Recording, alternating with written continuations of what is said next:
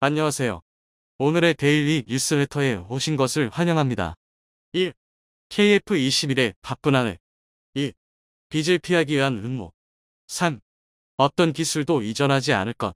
한번 진실을 알아봅시다. 과거 6월 25일 전쟁 당시 북한군은 중국과 소련의 지원을 받아 창설한 전차 부대를 앞세워 쳐들어왔으며 우리는 내려오는 전차를 막기 위해 포탄을 둘러매고 맨몸으로 달려들었습니다. 약 72년 전 우리나라는 그렇게 침략당했습니다. 그러한 나라가 이제는 세계 3위 수준의 첨단 전차 보유국이 됐고 심지어 전차전의 격전지이자 본고장인 유럽으로 최신 K2 전차 1000대를 수출하게 되었으며 이 성장력을 바탕으로 2027년까지 세계 4대 방산국가 등극을 목표로 나아가고 있습니다. 이 정도면 누가 봐도 대한민국은 이제 방산 강국이라고 평가할 수밖에는 없습니다. 사실 이렇게 엄청난 규모의 수출을 이뤘다는 점은 기업과도 같은 일입니다. 나토 국가들이 이룰 수 없는 규모의 경제와 그에 따른 생산 역량을 우리는 갖추고 있습니다. 그 나라가 이제는 최신형 스텔스 전투기 KF-21 개발을 진행 중입니다. 우리 KF-21 보라매는 시험 비행을 연이어 성공하고 있으며 앞으로 4년 뒤면 실전 배치될 것이라는 기대감이 높아지고 있습니다. 또한 세계 자주포 수출 순위 1위를 지키고 있는 우리 K9 자주포처럼 KF-21이 하늘에서의 수출기를 열어줄 거라 희망하고 있습니다. 이를 위해 KF-21 전투기 개발진들은 올해에도 매우 바쁠 것 같습니다. 작년 한 해 KF-21의 초도 비행을 시작으로 2호기의 첫 비행 성공도 이뤄내면서 보람찬 한 해를 마무리했으며 올 초에는 3호기의 비행과 첫 초음속 돌파 비행에 성공하면서 전투기 개발 23년 만에 쾌거를 이뤄냈는데요. 특히 3호기의 비행 성공으로 KF-21은 3대의 전투기로 속도하고도 기동 능력 영역 등을 확장하는 성능 비행 시험에 나설 수 있게 되었습니다. 그리고 올해 개발 일정이 예정대로 진행된다면 나머지 CJ-4 6호기는 지상시험과 비행시험 준비를 마친 후 올 상반기에 차례대로 비행시험에 투입될 계획인데요. 이와 더불어 KF-21 시제기대 편대 비행도 준비 중이며 독자형 4호기의 첫 비행이 시작될 때쯤 편대 비행도 시작하게 될 것이라고 방사청 관계자는 밝혔습니다. 이러한 시험 비행을 토대로 올 하반기에는 KF-21 보라매의 잠정 전투용 적합평가가 진행될 계획입니다. 이제까지 일정이 순차적으로 진행되는 것을 볼 때 예정대로 CJ-5호기의 첫 비행도 무난할 것으로 보이는데요. 하지만 인도네시아의 인도될 5호기에 대해 이러쿵저러쿵 말들이 많습니다. 분담금 미나미유가 5호기 인도에 발목을 잡을 거라는 이야기도 있습니다. 인도네시아는 KF-21 개발 사업비 중 약 1조 6천억 원을 2026년까지 납부하기로 양국 간 협약을 맺었죠. 그 후 수정 협약도 진행했지만 미납은 여전했으며 결국 작년에서야 4년 가까이 미뤄오던 분담금 명목 94억만을 지급받고 계속 연체 중입니다. 협약대로라면 인도네시아는 지금까지 분담금으로 1조 원 이상을 냈어야 했지만 아직까지 약 7,700여억 원을 연체하고 있습니다. 그러나 최근 인도네시아 국방부에 따른 한경호 방위사업청 본부장이 인도네시아 국방부 청사에서 헤린드라 차관과 만나 전투기 공동개발 사업에 대해 논의한 것으로 알려졌습니다.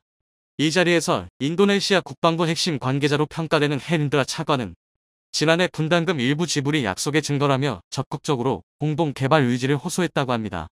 이를 두고 일각에서는 이제 곧 5호기의 시험 비행이 시작될 테니 이때까지 두루뭉술하게 버티다가 KF-21 5호기를 보고 판단하려는 움직임이 아니냐는 이야기가 나오고 있습니다.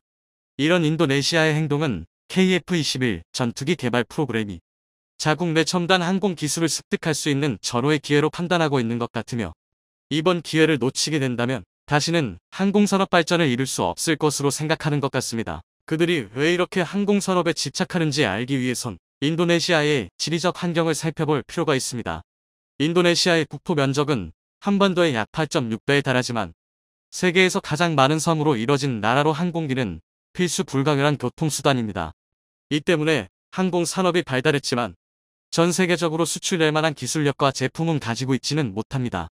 그래서 인도네시아의 항공산업은 이른 시기에 시작되었지만 이후 변변한 기술력을 가지지 못해 현재는 기술이 크게 낙후된 것으로 알려져 있습니다. 그래서 인도네시아는 정체된 항공산업의 부흥을 위해 새로운 기술력이 필요한 상황인데요. 인도네시아 정부는 기존처럼 자체 개발하는 방식으로는 항공산업을 육성하는 데 한계가 있다는 것을 인식하여 대한민국의 KF-X 사업에 참여해 핵심 양산 기술을 확보하겠다는 것으로 KF-21 전투기의 개발보다는 전투기 조립과 부품 생산에 필요한 기술을 확보해 차후 자국 전투기 사업에 필요한 전투기 개발 플랫폼 도입에 중점을 두고 있습니다. 이는 해외에서 도입하기 힘든 핵심 시스템을 향후 인도네시아 현지에서 생산하길, 이프-X 전투기 양산에서 대한민국이 개발한 다양한 시스템이 적용되는 걸 기대하고 있는 것입니다. 특히나 KF-X 전투기 개발 사업에 참여하게 되면 우리가 확보하는 항공무장과 전자전 시스템, 위협 경보 체계 등 다양한 핵심 기술들을 간접적으로 획득할 수도 있게 되니 이만한 기회가 없는 것이죠. 이를 위해서 한국을 중요한 파트너 국가라고 이야기하고 있으며 KF-21 전투기 공동 개발과 양산을 계기로 자국의 항공 산업 발전을 달성하려는 것입니다. 특히나 이번 회의는 인도네시아 측이 요구해서 자카르타에서 전격 개최된 것입니다. 이번 회의는 한국방위사업청 핵심 관계자들이 방문해 이루어졌으며 이날 회담 내용이 공개되지는 않았지만 양국 간의 민감한 주제도 다뤄졌을 것으로 분석되고 있습니다. 실제로 인도네시아 매체 보도에 따르면 분담금 미지급과 관련해 인도네시아에서 실세로 알려진 국방부 차관이 자신들이 부담하고 있는 분담금 일부를 조만간 지불할 계획이라고 밝혔다 보도했습니다. 이와 더불어 인도네시아 국영 항공업체인 PTD에서 현지 기술자와 조종사를 한국에 추가 파견하는 것에 합의하였다는 소식과 양산이 이뤄진 후에는 PTD에서 일부 이프-X 부품을 생산하기로 협의했다는 소식이 인도네시아에서 들리고 있습니다. 과거 카이 측은 후속 협의의 결론을 내야 사업이 원활히 진행될 수 있는 것을 단호히 밝힌 바 있는데요. 현재까지도 카이는 분담금 체납 문제가 해소되지 않으면 인도네시아의 분담금의 대가로 주기로 했던 기술 이전과 시제기 등을 제공하기 어렵다는 입장을 고수하고 있죠. 여기에 더해 향후 인도네시아가 현지 양산을 위한 대가성 투자를 요구할 것을 대비해 카이는 현지 전투기 양산을 위해선 인도네시아의 구체적인 설비 투자가 되어 있어야 한다는 조건을 요구한 상태입니다. 한국과 인도네시아 핵심 관계자들이 만나 회담을 진행했다는 소식에 많은 언론들이 조만간 미납된 분담금이 입금될 것으로 보고 있는데요. 그러나 그렇게 쉽게 진행될지는 조금 더 지켜봐야 알 수 있을 것 같습니다. 이러한 인도네시아와의 협력이 우리 방위 산업에 유리하다는 입장과 불리하다는 입장 차이의 거리는 쉽게 좁혀지지 않을 것으로 보이는데요. 방산 수출 증가를 위해선 우리의 능력을 과시하고 교역국을 늘리는 것도 중요합니다. 그러나 우크라이나 전쟁으로 호황을 맞이한 상황은 전쟁이 정리되고 해외 위협 요소들이 줄어들면 결국 방산 수요는 다시 줄어들 것입니다. 어쩌면 그런 시기를 대비할 수 있는 것이 지금의 우유부단함보다는 단호함이 될 수도 있겠습니다. 인도네시아의 생떼가 도를 넘어가고 있습니다. 개발 분납금 미납분이 여전히 8천억 원에 달하는데도 이번에는 KF-21의 핵심 기술까지 받아야 한다고 파렴치한 보도를 냈는데요. 그 핵심 기술이란 게 매우 우호적인 일반적인 외교 관계에서도 차마 요구하지 못할 수준이기 때문에 많은 사람들 이 인리의 행보에 공분하고 있는 상황입니다. 한국은 인리가 그러든 말든 시제기라도 받고 싶으면 밀린 분납금 문제를 처리하라는 입장을 고수하고 있는 상태. 입만 살았지 한국이 이렇게 나오면 결국엔 어쩔 도리가 없는 인도네시아는 발만 동동 구르고 있다고 하는데요. 그러든 말든 절대로 마음대로 놀아나주지 않는 한국의 참교육에 인도네시아는 내심 발만 동동 구르고 있다고 하는데요. 한번 자세히 알아보겠습니다. 얼마 전인 11월 초 인리는 KF-21 공동개발 비용 명목 대금 94억 원을 한국 정부에 지급했습니다. 이들이 지금까지 여러 번 그랬듯 다 해서 1조 원이 넘는 개발 분납금의 1%나 될까 말까 하는 극히 일부만을 찔끔 내준 것인데요. 그러면서 원래는 올해 안에 낼 계획도 없었지만 없는 예산 쪼개가며 내는 거라고 생색내는 것은 잊지 않았습니다. 이런 상황에서 최근 인도네시아 언론이 KF-21의 기술 이전 관련 어떤 부분이 중요하고 어떤 부분이 발목을 잡는지에 대한 고찰을 기사로 내보냈습니다. 다른 건 몰라도 기술 이전에 발목을 잡고 있는 것은 인도네시아 자신들의 엿보임이 누가 보더라도 뻔한 상황인데 혹시나가 역시나 보도에서는 또 다른 기상천외한 핑계를 대고 있었습니다. 이번에는 무려 미국을 탓하고 있었는데요. 가만히 보면 그 논리가 또 봐줄만 합니다. KF-21 개발에 필요한 핵심 기술은 총 129종입니다. 서방의 무기체계의 편입을 원한다면 이들 기술을 미국으로부터 이전받거나 자체적으로 개발에 양안하죠. 한국의 경우 KF-21 개발 과정에 앞서 4개 기술을 제외한 나머지 125종을 선결 과제로 획득할 수 있었습니다.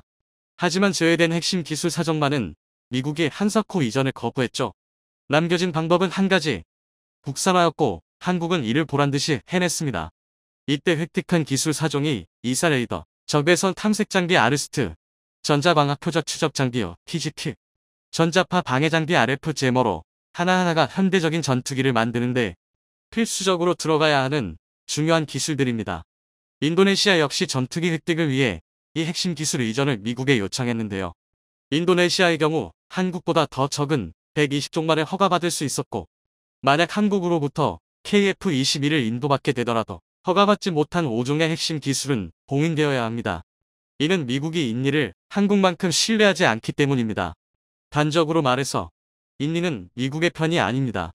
국방을 위해 미국의 우수한 무기와 기술을 갖고는 싶어 하지만 정작 인리는 블루팀에도 레드팀에도 속하지 않는 제3세계를 지향하고 있습니다. 그래서 미국은 인도네시아에 첨단 무기를 만들어낼 수 있는 원천 기술을 제공할 수가 없습니다. 특히 인도네시아를 통해 이슬람 계열 적성국으로 기술이 유출될 것을 우려하고 있죠. 이번에 인도네시아가 보도를 통해서 요구한 핵심 기술은 루루입니다. 루루는 라인 리플레이서블 유닛의 약자로 항공기에서 특정 역할을 수행하는 계통의 하드웨어와 소프트웨어를 통째로 모듈화시키는 기술입니다. 랜딩 기어로 예를 들자면 파일럿이 누르는 버튼부터 그 명령을 처리하는 컴퓨터, 실제로 해치를 열고 랜딩 기어를 전개 및 수납하는 기계부까지 하나의 라인으로 연결되어 다른 계통에 영향을 미치지 않고 분리할 수가 있게 되는 것입니다. 루루 기술을 얻게 되면 항공기를 이런 라인의 집합으로 만들 수 있게 되며 원격지에서의 유지보수 작업을 간소화시킬 수 있기 때문에 군용기의 경우 야전, 정비성이 크게 향상되는 효과를 거둘 수 있습니다. 또한 무기의 수출 과정에서 함부로 넘길 수 없는 중요한 기술이 포함되어 있을 경우 해당 부분만을 나머지 부분이 제대로 작동하는 상태 그대로 기술 봉인시키는 데에도 용이합니다. 이러한 이 점 덕에 루루 기술은 이젠 현대적인 항공기 제작에 필수 불가결한 기본이자 핵심 항공 전자 기술이 되었죠.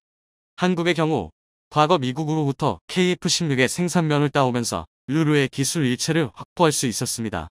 당시 KF-16의 도입 사업 규모는 5조 5천억 원, 현재 화폐 가치로는 20조 원이 넘는 초대 규모 사업이었습니다. 미국으로부터 생산면허를 얻어오기 위해 상당한 대가를 치렀던 것이죠. 그리고 그만한 출혈이 아깝지 않게 현재에 와서 KF-21을 개발할 때엔 루루 기술 역시 국산화를 마치고 독자 개발한 규격으로 적용시켰습니다. 당시로서도 천문학적인 비용을 내고 기술을 이전해온 것에서 그치지 않고 피나는 노력을 더해 이전받은 기술을 체득하고 국산 기술로 재탄생시킨 것입니다.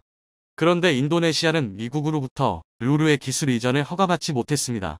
그래서인지 KF-21에 국산 루루에 대한 기술 접근 권한을 받아야 한다고 주장하고 있는데요. 익스포트 권한, 즉 루루 모듈 내에 봉인된 기술에 대한 추출 권한까지 언급하고 있습니다. 한국으로서는 어처구니가 없죠. 우리가 얼마만큼의 비용과 노력을 들여서 손에 넣은 기술인데 인도네시아는 그걸 돈도 제대로 내지 않으면서 홀랑 삼키겠다는 뜻이나 마찬가지이기 때문입니다. 얼마 전 인도네시아는 4.5 세대 전투기를 자체 개발하겠다며 무겁을 공개한 적이 있습니다. I-12 시카탄으로 불리는 이 계획은 길이 12.5m, 높이 3.5m, 날개 길이 7m에 쌍발 엔진을 탑재한 현존하는 전투기 중 가장 작은 멀티롤 전투기의 개발을 목표로 하고 있습니다. 그런데 이 전투기의 설계에 인도네시아 국영 항공기 업체들 참여에 논란이 되고 있는데요. KF-21의 인도네시아 버전인 IF-21의 현지 생산을 담당할 제작사인 국영 기업 PT 인포글로벌이 이 목업을 공개한 장본인이 때문이었습니다. 제식 번호가 I-22인 것이 KF-21의 다음 넘버링이라는 의미로 보이기 시작하는데요. 이 때문에 인도네시아 기술진들이 KF-21의 기술을 빼돌린 게 아니냐는 의혹이 제기되었습니다. 그리고 역시나 이들이 그럴 생각이었다는 것이 이번 보도로 확실해졌습니다. 다만 대놓고 익스포트 권한을 내놓으라고 할 정도로 뻔뻔할 거라고는 상상하지 못했을 뿐이죠. 이들이 요구하는 것은 단지 기술을 더 내놓으라는 수준의 이야기가 아닙니다. 미국이 이전 거부한 기술을 한국을 통해서 우회해서 습득하겠다는 의미나 마찬가지로 이는 곧 그로 인해 한국과 미국의 관계가 어떻게 되건 자신들은 알 바 없다는 태도입니다. 당연히 한국은 천지가 뒤집히지 않고서야 이런 말도 안 되는 요구를 들어줄 이유가 없습니다. 한국이 힘들게 국산화한 기술을 뒤통수나 치려고 하는 나라의 통째로 넘길 리도 없고 수십 년간 쌓아온 미국과의 관계를 고작 이런 일로 망칠 수 없죠. 결국 한국의 입장은 변하지 않습니다. 분납금이 다 들어올 때까지 인도네시아는 시제기 한 대도 받아 갈 수 없을 것이고 분납금을 다 내고 계약한 물량을 인도받게 되더라도 어쩔 수 없이 IF-21에는 최소 중 최대 구종의 핵심 기술이 빠진 다운그레이드 사양이 될 것입니다. 한국이 국산화한 사정의 핵심 기술을 봉인 상태로라도 제공받지 않으면 핵심 기술이 구종이나 빠지는 이프-21은 사실상 제대로 된 전투기 노릇을 할 수 없습니다. 인도네시아가 제대로 된 전투기를 쓰고 싶다면 한국한테 아무리 잘 보여도 모자란 상황이죠. 하지만 이들은 위치가 없는 것인지 은근슬쩍 다른 전투기를 찔러보며 간이나 보고 있습니다. 앞서 언급한 기술 이전 관련 고찰 보도는 사실 인니 측에서 꽤 오랜만에 나온 KF-21 관련 보도입니다. 불과 몇 달 전만 해도 인니는 하루에도 몇 개씩 KF-21을 다루는 기사를 내보냈었죠. 그런데 최근엔 갑자기 KF-21 관련 보도가 잠잠해지고 다른 전투기에 대한 보도가 하나둘 나오기 시작했습니다. 대표적인 게 라팔과 F-15X인데요. 신형 라팔 42대를 10조 원에 계약하고 F-15X 36대를 17조 원에 계약하더니 한동안은 이들 무기를 사양하다는 이유를 누군가한테 변명이라도 하는 듯이 계속 보도했습니다. 기사의 제목부터가 부르는 것이 나쁜 것은 아니다라서 돈 떼어 먹힐까 노심초사하는 입장에서 보면 괘씸하기가 짝이 없죠. 물론 라팔을 계약한다 쏘나 F-15X를 계약한 보잉도 바보는 아닙니다. 공동개발을 약속한 한국에다 8천억 원을 주는 것조차 차일피 밀어대는 인니가 뻔뻔하게 분할 납부를 한다고 나서니 기업 입장에서 이들을 무턱대고 믿어줄 리가 없습니다. 이들 역시 인도네시아 정부의 대금 상환 능력을 의심하고 있고 인도 시기를 2026년으로 최대한 미루고 초도 물량도 고작 10대에 불과합니다. 라팔이나 F-15X도 출중한 전투기이기는 하지만 최신 성능이 들어간 KF-21만큼 매력적인 선택지가 되지는 못하는 상황. 그나마도 인도 시기가 미뤄져 버리면 한국을 등지면서까지 구매하는 메리트가 없습니다. 인도네시아가 스스로 깎아먹은 신뢰로 인해서 대가를 치르고 있는 것이죠. 인도네시아는 대체 언제쯤 정신을 차리게 될까요? 물론 조만간 폴란드가 KF-21 사업에 얼굴을 비추겠다면 이야기는 전혀 달라지는데요. 인니도 다 필요가 있으니 전투기를 구매하는 것일 텐데 이대로 가다가는 공동사업자에서도 밀려나고 시액이 인도도 받을 수 있을는지 알 수 없는 상황입니다. 이미 한국 내의 여론은 완전히 돌아서서 KF-21에 붙은 인니 국기를 뒤집어서 폴란드 국기로 바꾸라고 아우성인 상태. 사격 준비 구령이 떨어지고 얼마 지나지 않아 발사 구령과 함께 포구가 불과 연기를 뿜습니다. K-98문의 포신이 모두 한 방향을 겨누고 일렬로 들어선 가운데 포구가 굉음을 울리기 무섭게 산등성이에서 번쩍이는 불꽃이 튑니다. 한편 K-96문이 줄지어 엄청난 속도로 몰려오더니 순식간에 방해를 마치고 동시에 포격을 가합니다. 그러고는 다시 흙먼지를 날리며 훈련장을 빠져나갑니다. 최근 육군 28보 병사단이 적 도발을 가정한 K-9 자주포 대응 사격 훈련의 영상을 공개했는데요. 여기서 다른 나라에서는 좀처럼 찾아볼 수 없는 K-9만의 특별한 모습이 포착되어 화제가 되고 있습니다. 이 모습을 본 중국과 러시아는 생각지도 못했던 기능이 탑재된 한국 무기의 기술력에 놀라 당혹감을 감추지 못하고 있다는데요. 탄종 장약 사격 통제 절차 등을 동일하게 적용한 가운데 적 도발 대응 사격 훈련을 벌였는데요. 이번 훈련에 동원된 18문의 K-9 자주포는 보동의 자주포 훈련에서의 방열 태세와 다르게 포신을 고각으로 세우지 않고 1.6km 앞에 적을 직접 겨누고 있었습니다. 보통 자주포는 전차처럼 근거리 전투를 상정하고 설계되지 않습니다. 시야받기 표적을 노리고 지형을 넘어 곡사하는 것이 기본적인 운용 교리이기 때문인데요. 비교적 가까운 표적을 직접 조준해서 직사로 쏴 맞추는 상황을 가정한 이번 훈은 자주포의 일반적인 운용법이 아니었던 것이죠. 자주포는 전차에 비하면 훨씬 취약한 장갑을 두르기 때문에 이렇게 직사를 해야 하는 근접 전투 상황은 가능하면 마주치지 말아야 합니다. 하지만 전장에서는 무슨 일이 일어날지 알 수 없는 법. 전차와 마주하는 상황이 없으리라고는 단정할 수 없고 그래서 항상 대비해야만 하죠. 그런데 K-9의 경우에는 대비해야 하는 상황 중 하나 정도가 아니라 평시에도 직사 운용을 상정한 듯한 모습이 속속 드러나 충격을 주고 있는 것인데요. 이에 더해 포구 초속 측정 장치를 달아 포탄이 포신을 떠나는 순간의 속도를 계산하여 포탄 사격의 오차 3할 이상을 잡아낼 수 있게 되었는데요. 그 덕분에 직사 대응 사격 시의 차탄은 물론 초탄의 명중률까지 크게 올라갔습니다. 이에 대해 광명부대 포대장 김진영 대위는 포탄 사격 시 발생 가능한 오차 중 36-44%가 포구 초속에 의해 나타난다. 장비와 장약의 차이에서 포구 초속 차이가 발생하는데 포구 초속 측정 사격을 통해 오차를 최소화할 수 있다고 밝혔습니다. 자동 방열 시스템과 연사력, 포구 초속 측정 장치의 시너지는 K-9가 직사를 할 때조차 곡사와 다름없는 성능을 뿜어낼 수 있게 해줍니다. 포탄을 40km나 날려보내는 K-9의 주포로 155mm 포폭탄을 직접 조준 직사당하면 장갑을 뚫는 데 특화된 성형 장약탄이 아니더라도 외부 사통장 신화궤도를 파괴해서 상세대 전차까지 무력화 내지 반파시킬 수 있다고 하죠. 대전차용 고폭탄만 K9에 실어주면 근거리 포격전에서 아예 장갑을 뚫고 전차를 파괴할 수도 있는 능력을 갖추고 있는 겁니다. 심지어 그러면서도 상대방이 쏘는 고폭탄의 포각과 파편에 대한 생존성을 보장받고 14.5mm 중기관총과 대인지뢰에 대한 완벽한 방어력 역시 제공하는 강철 장갑제까지 두르고 있죠. 그리고 K9의 출중한 성능을 극한까지 끌어올려주는 기동 성능. 1000마력 엔진이 뿜는 최고 속력 시속 60km의 기동성은 2.5m 수심의 강과 2.8m 너비의 참호, 75cm의 수직 장애물로도 막을 수 없습니다. K9의 유기압 현수 장치는 이러한 험지 돌파 능력을 제공하는 동시에 포격의 반동까지 조준을 최대한 유지하면서 흡수할 수 있죠. 이러한 기동 성능을 최대한 살리면 초탄 명중 후 탄도를 역추적 당하기 전에 빠르게 다른 진지로 이동한 진지에서 자동 방열 후 30초 만에 재사격하는 신출기 모란 슈트스쿠트 작전을 펼칠 수 있고 직사 상황에서 역시 이런 기동성은 빛을 발합니다. 말하자면 한국은 유사시에 자주 보인 K9도 마치 전차처럼 써먹을 생각을 품고 있다는 것입니다. 일단 K9는 직사 성능 자체가 매우 뛰어납니다. 자주포의 직사는 복사 간접 사격에 비해 훨씬 강력한 화력을 뿜어낼 수 있는데요.